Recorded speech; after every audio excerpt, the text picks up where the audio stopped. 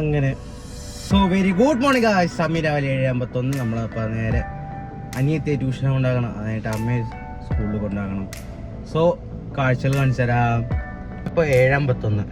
നമ്മളിപ്പോൾ ഹോൾസെറ്റിന് കിട്ടണം ഗൈസ്. വണ്ടി എൻജിൻ ടെമ്പറേച്ചർ ആയിട്ടില്ല എന്നാണ്.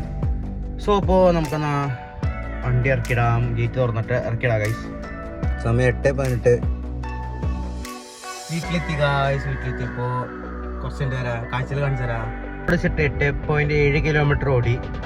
ആവറേജ് ഫ്യൂൽ എക്കണോമി 9 കിലോമീറ്റർ ഉണ്ട് ഗൈസ് പെർ ലിറ്ററിൽ അല്ലേ, അങ്ങനെയല്ലേ പറയാം.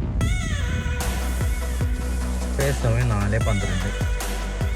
ആയിക്കോട്ടെ. പക്ഷെ ഈ ടീച്ചർമാർ വിടുന്ന സമയമായില്ലേ, 4:12 4:13 focus focus focus focus focus ആണല്ലോ.